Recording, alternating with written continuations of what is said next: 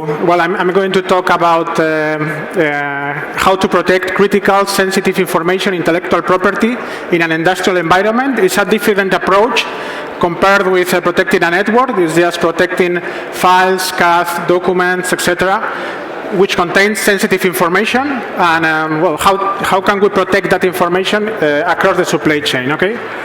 First of all, well, I will do a quick introduction, and then I will do a demo on how to protect CAD files, Office files, etc. But first of all, let me introduce Sealpath. What we do is data-centric security. At the end, what we try to protect, instead of the perimeter or the host, we protect the information itself. So we apply a layer over the files that will travel with the files wherever they go. So you can keep the information protected and under control. So it's like when you put a lock and an antenna around a document or around a file, the lock will make that the file is encrypted, and the antenna will let you control what others can do with your files. So you can see if somebody is trying to access without permission, you can see who is opening the file, you can destroy the documents remotely, these kind of things, okay? Do you know, some of you know this kind of technology, information rights management, data-centric security? Okay, how many of you work in the industrial sector?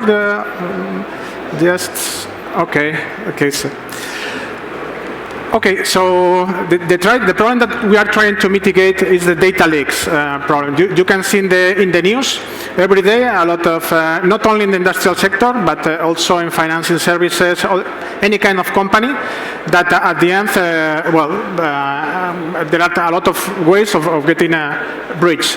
So we can see that the use of encryption and employee awareness do that these kind of breaches can be reduced. And also, for example, in the opposite side, if you work with the cloud, with mobile devices, at the end information can be everywhere, and this increases the probability of that you can have a data breach. Okay. What kind of data breaches? So which is the source of the data breach? Sometimes it's a human error. So you perhaps are sending information to another party, and you send the email to the wrong recipient. So at the end, the document ends in the wrong hands, for example. Another thing, for example, can be a system glitch. You can be given more permissions than you should to a folder or a cloud service, etc., and you can be breached, or you can have a data leak in that sense. The most famous one, hacking, internal threats.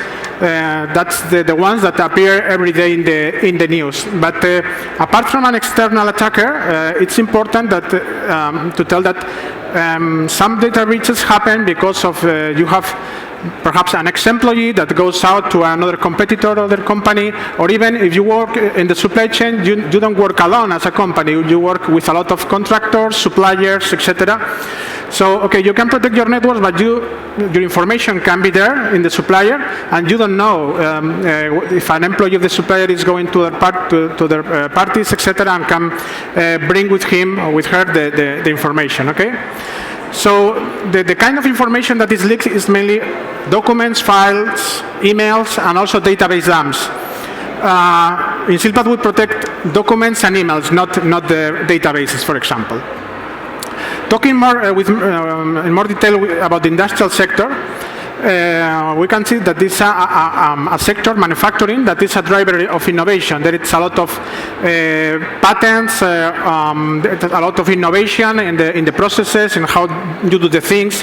For example, companies that are building an engine, there are a lot of intellectual property in the components, in the way they are building that, etc. And it's a critical sector for Europe and also, for example, for the Basque Country. So around 2,000 companies just manufacturing. It's not all the industrial, and 30 million direct employees in this sector, in manufacturing sector. Okay. This is a summary of the Verizon Data Breach Investigation Report that tells that in this sector the most probable cause of data breach is external, and it's motivated by espionage, because at the end, what others can want to get from an industrial company is to get the intellectual property, because they are, for example, doing the same thing, so they want to sell these things to another companies, etc. Imagine a company doing, for example, engines, aeronautics, cars. So this is the type of information that is more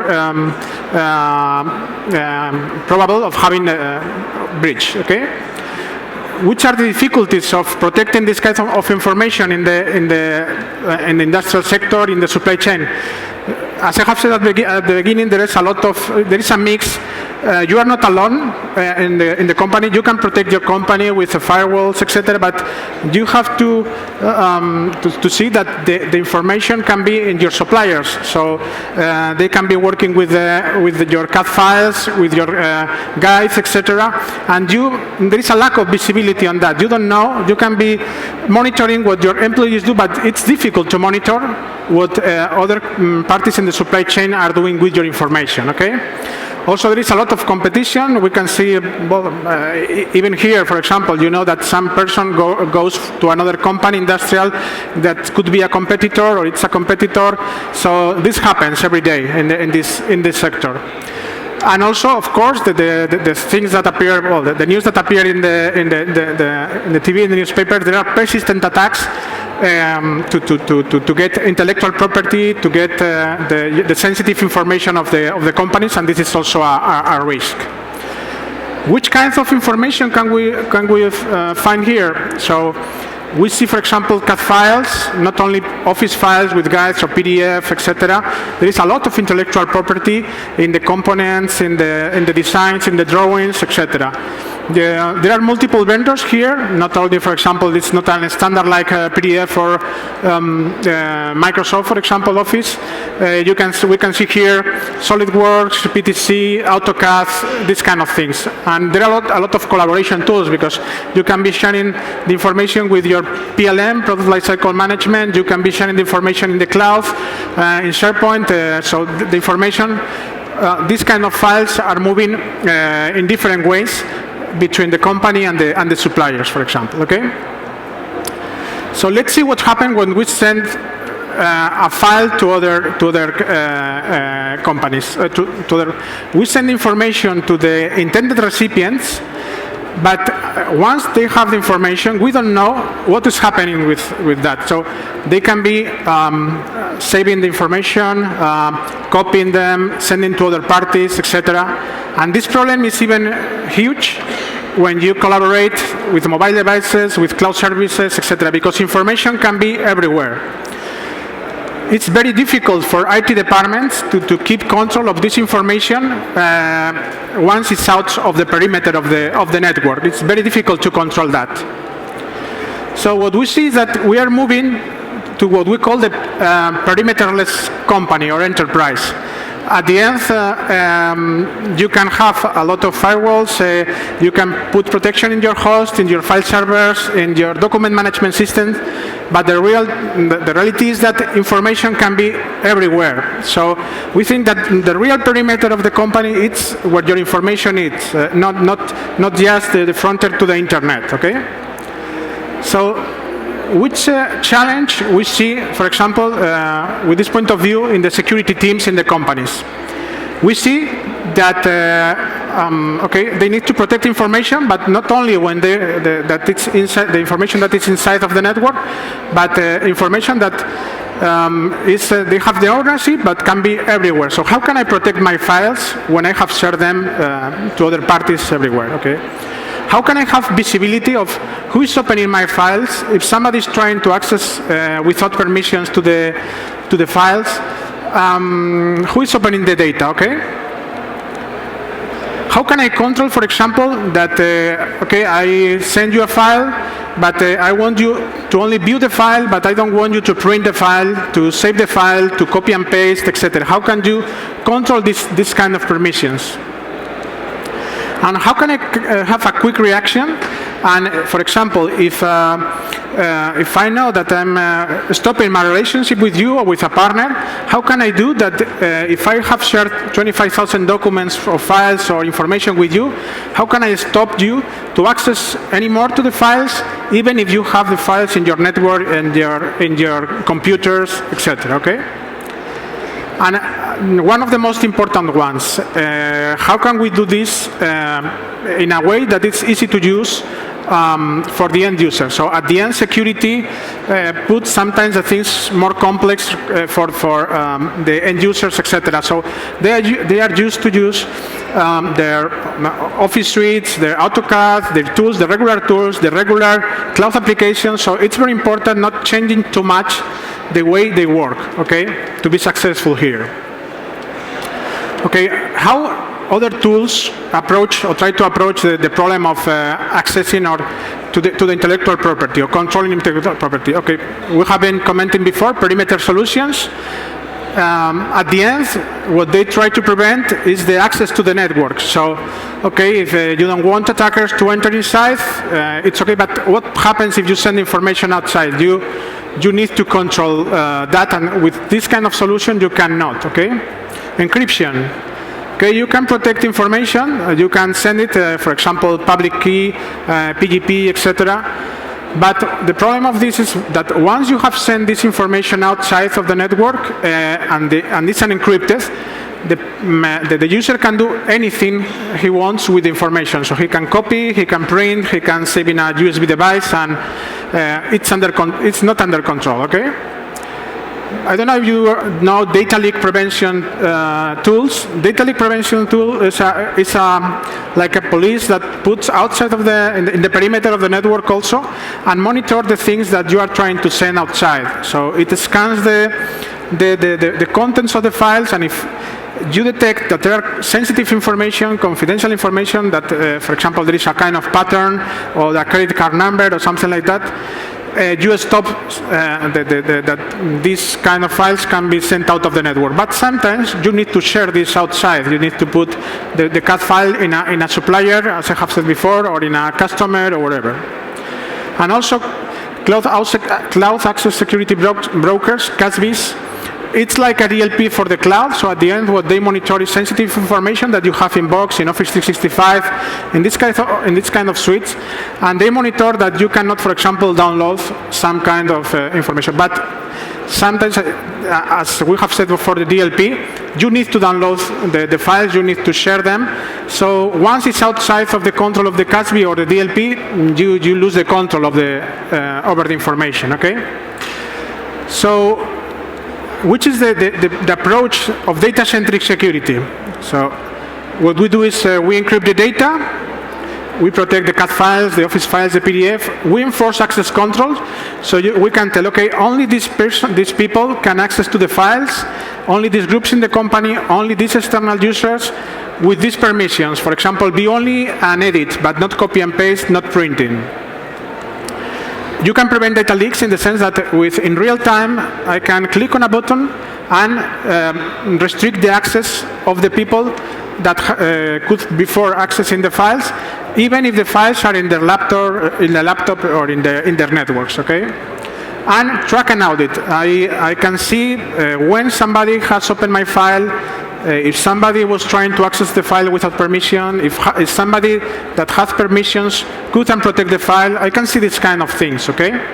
So at the end, it's like this document with this lock and this antenna traveling, and you can control, okay, I can give access to this contractor, to these employees, but this former employee that left the company, I don't want him anymore to access. Even if, for example, he has a document at home or a drawing at home, you can see if he is still trying to access to your files, okay?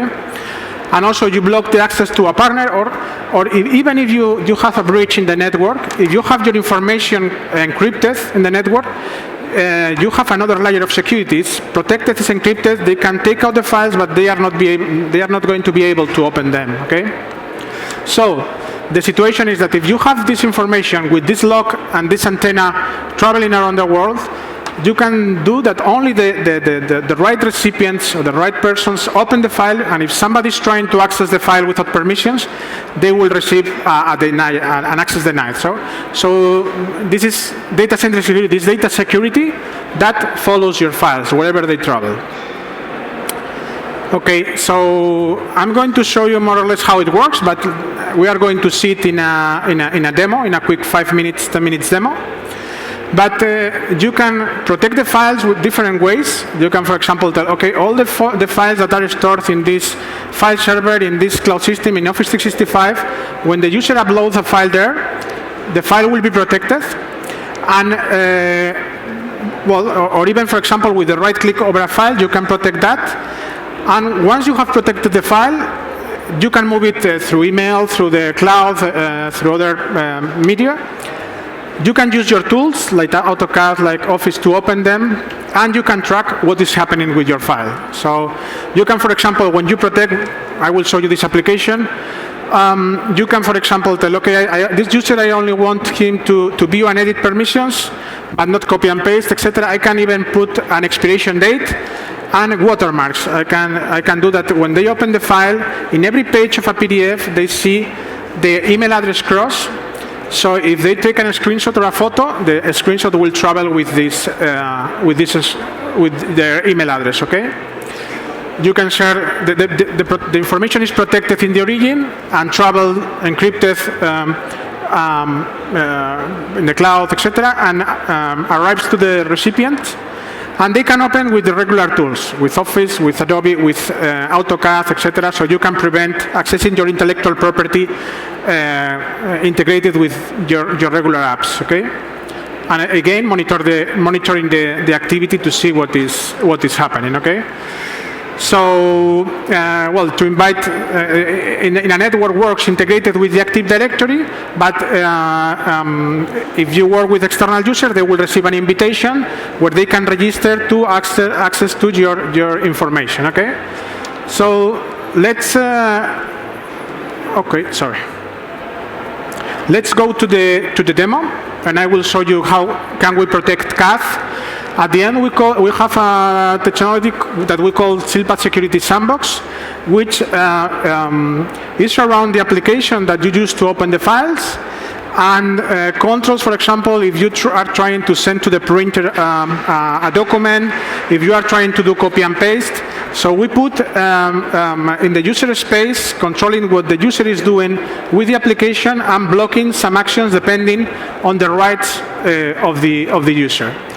As I have said, it's a dynamic protection. You can, in real time, control what others can do with the file, and it works with AutoCAD, with Solid Edge, or PTC Cree. Okay.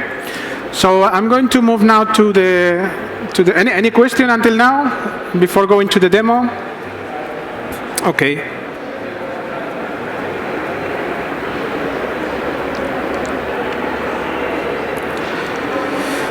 Okay, so there are, as I have said before, there are different ways to protect information. I'm going to show you one of them, well, some of them. Imagine this user, I don't know if it's, you can, so that is Mark Aldrin, that is working for a company, S3 Lab, for example. And he's working in a project called, for example, ERC project that is exchanging sensitive information with other partners or even other employees inside of the company. Okay, so he wants to protect the sensitive information, the sensitive CAD drawings, CAD files, and now he can create a protection policy by himself. Telling, okay, I'm working in the ERC project. These are documents protected for ERC project. This is a description and a name of the policy. Okay, I'm going to remove these things first.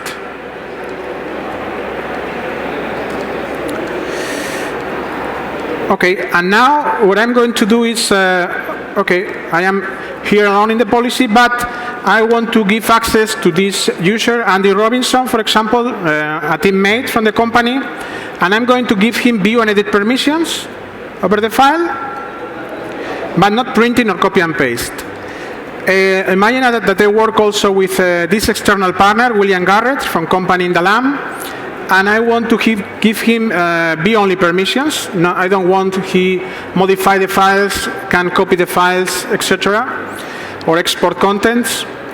And I can even, for example, give permissions to an external domain. So, okay, everybody in this company, as for lab, I don't want them, I want that they can open the files, but only with view-only permissions, for example. Or let's, for example, put view and edit and, well, printing, for example. Okay, so I can configure this. I can set up, for example, an expiration date. So we are going to send them the critical information, but I will take care that they can only open the data or information until the end of the month, until the end of November, okay? I can allow offline access to the information. For example, they can be open in the file 10 days in offline mode, but after 10 days they need to check again if they still have permission over the files. And I can add watermarks over the files. So as I have said, in every page of a PDF, you can find your email address cross, so if you take a screenshot, the screenshot will travel with them. You can share also this protection policy with other teammates. So let's share this, for example, with Andrew. And Andrew now will be able to also have this policy ready to protect their information around this context of people, etc. So to have the information under control. Okay. So now we have here several files. Here is a CAD drawing from AutoCAD. Also an office file. Imagine there are technical guides, etc. So let's protect that. So we can just drag and drop the documents here to this box, and the files are protected. You can see, for example, that we put overlay icon over the drawing, SP icon, or SP here around the Word file. Okay.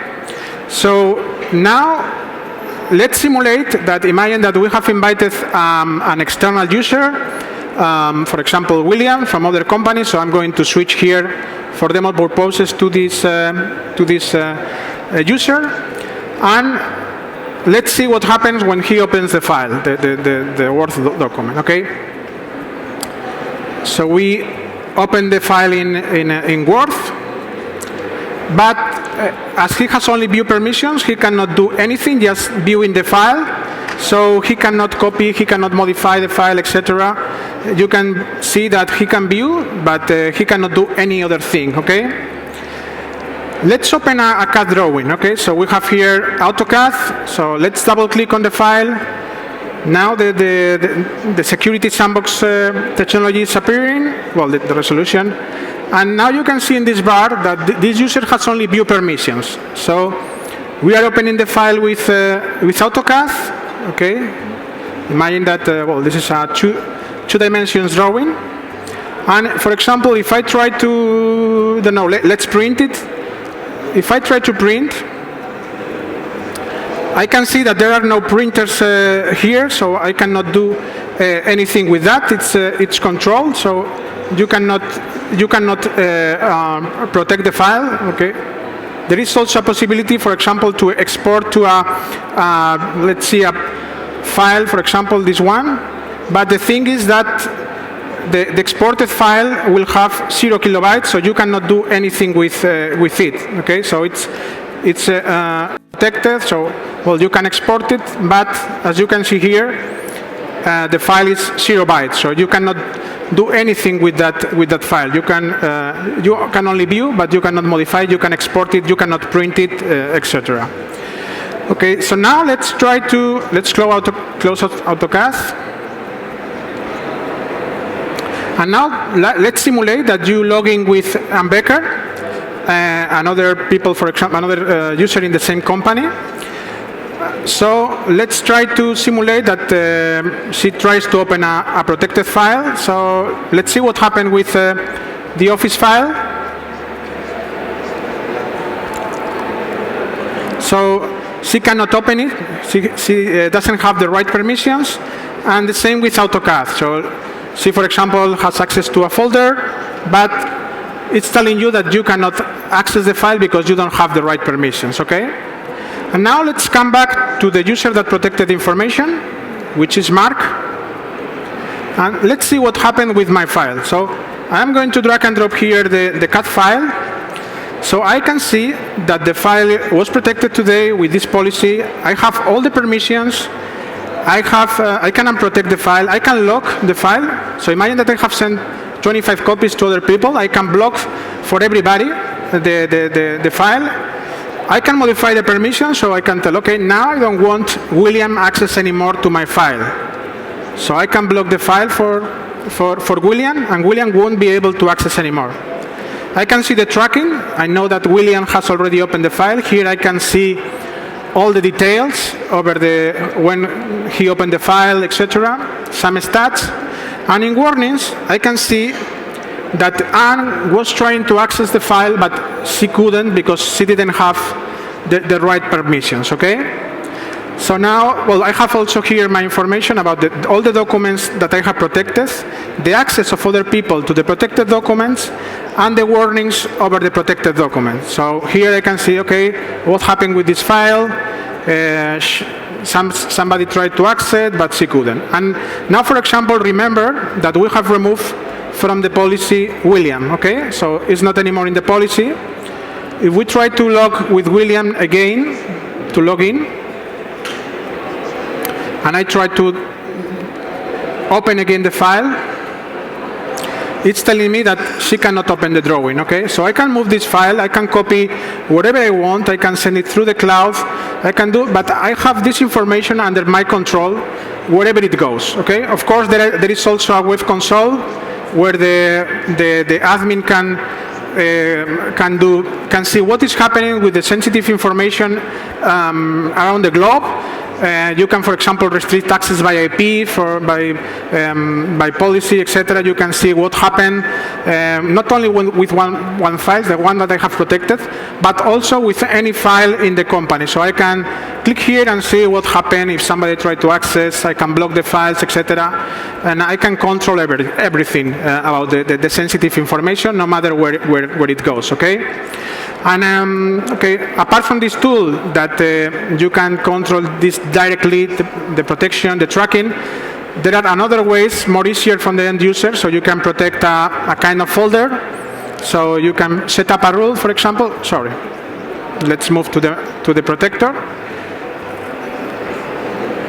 So you can, for example, this is done typically with another tools, but you can tell, okay, all the documents that are put in this folder, this protected folder, for example, will be automatically protected with this policy. So we are working with ERC project, so let's protect that with that policy. So if I move documents there to this folder, or for example, just a CAD drawing, let's unprotect first the file. So it's very easy to unprotect, and we try to move them to the folder. Well, even if we don't have these applications opened, once we put the file there, it's automatically protected. And this can happen in the cloud, in a network file shares, in NetApps, whatever. So, okay, this is more or less a summary about the concept of data-centric security.